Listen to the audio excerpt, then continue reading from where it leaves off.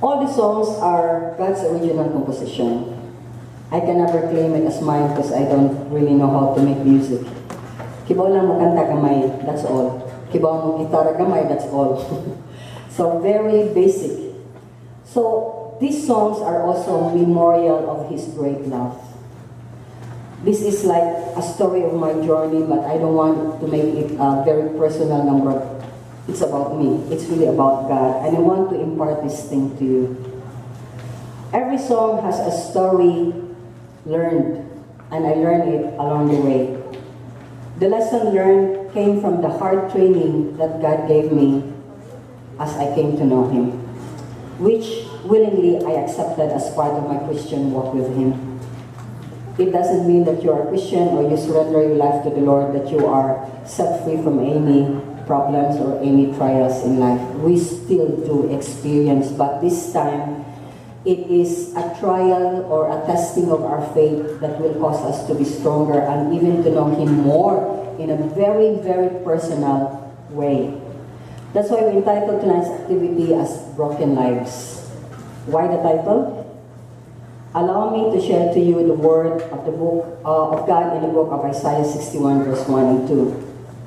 Jesus Christ Himself owned and claimed this passage as He read it in the synagogue of His hometown, Nazareth. And you can see that in Luke chapter 4, verse 16 to 19. He declared this passage as the very purpose of His coming to earth. It was His vision, mission, when He started His ministry. It says here, if you please read with me or read aloud with me. 1, 2, 3. The Spirit of the Lord is upon me, because the Lord has anointed me to bring good news to the afflicted. He has sent me to bind up the brokenhearted, to proclaim liberty to captives and freedom to prisoners, to proclaim the favorable year of the Lord. So I want you to take note. Do not change first, Jen. One is to bring the good news to the afflicted or to the poor, to bind up the brokenhearted, to proclaim liberty to captives and freedom to prisoners. Isn't that inspiring, heartwarming, hope-driven, words coming from our God? So all of this is really a favor from the Lord. If you receive a good news, it's a favor, right? If your heart, your broken heart is bound or bind together again as made as whole, it's a favor, right? Right? Okay. To proclaim liberty to captive. If you're a captured person and God will say, you're free, isn't it a favor? It is. And when you are a prisoner of something, whatever it is, especially sin, and God will give you freedom, isn't that favor? That's how God is, the real God who died at the cross for us. He did it all for you and me because He's a gracious, loving God. So it's for me a grace and love in action. And it's operating before and it's operating now. And He's making it even more clear to us through this ministry. And I cannot imagine why God chose me and this ministry to have this particular task, huge task, to really tell people, and even right now, whatever your situation, you are free. Excuse me, Daiha. I will remove this, Daiha. Okay. My sister wants me to wear it. Yeah, it makes me pluck, pluck, pluck in my guitar. So, bukuan siya. Baliw ko. Okay,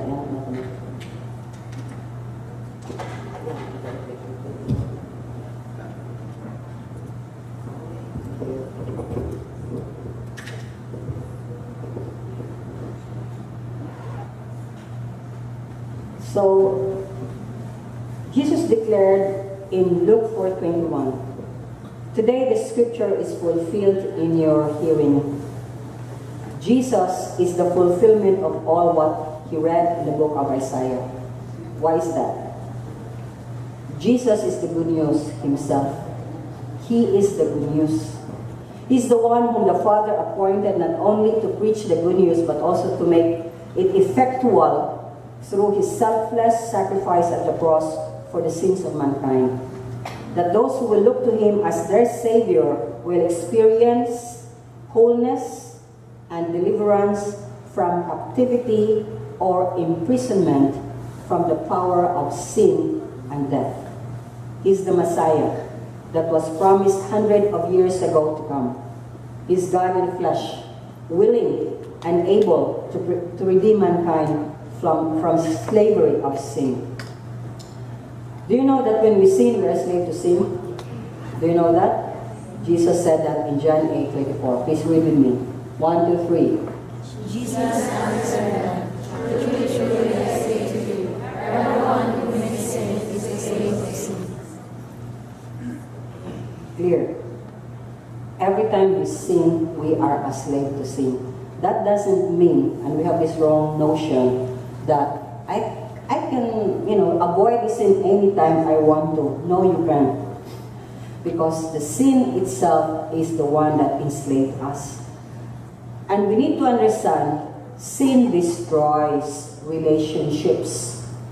Sin, even one sin, destroys relationships. What are the relationships we know? Families, friends, marriage.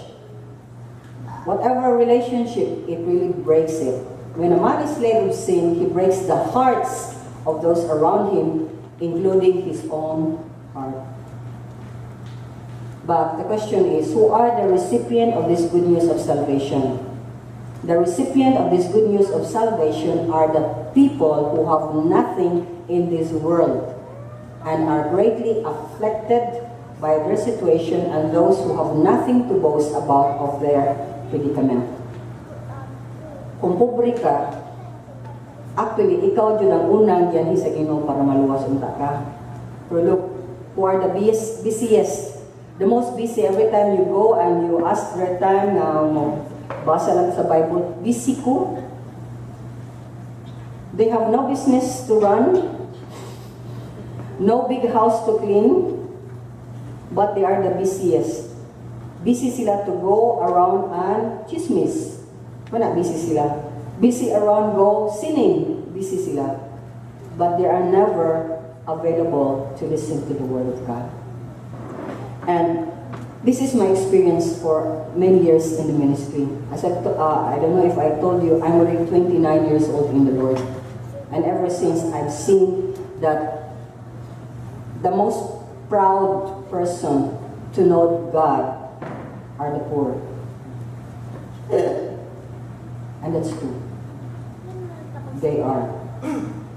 I'm not rich, I'm poor. I thank God He reached out to me, but I was very stubborn and very proud as well than those people I met. So anyway, these people who are recipients of God's salvation are those who acknowledge that their sin has caused them so much heartache and pain to their loved one as well as to themselves. They are those who seek change in their lives. They are those who are looking for hope. In short, these are people who have broken lives. They're ready to listen to the good news of salvation that Jesus alone can give. So no matter who you are, rich or poor, educated or not, the moment you are broken over something, you will look and grasp for something that you can hold on in this life. Correct? Correct? I hope you are here and ready to listen more about God. So the other good news is that Jesus can bind the brokenhearted. Kung buak imong kasing-lasing ba, for whatever reason, He can bind it. He offers wholeness of mind, body, soul, and spirit the moment you and I will surrender ourselves to His Lordship. So, how are you today? Are you broken over the sin you committed, or broken over the sin of the person you loved and trusted? Asa manana? Both? Well, continue to listen.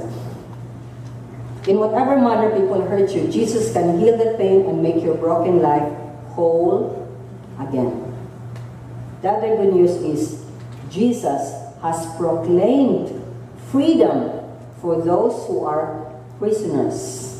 Be it sin, be it people making you their slave. You are no slave of anyone. One thing you need to understand, only God owns you. Before you came into this world, who created you? Daddy and mommy? Papa and mama? God. He alone owns you. Yes, they are there to help us, to lead us, to guide us, but the moment they do things that is contrary to the plan of God in your life, kung sa may plan sa Ginoo in your life, and my life, and everybody's life, to give Him glory. That's the plan of God. He created you and I to give Him glory. So if the moment somebody owns our life, controls our life, we cannot give glory to God.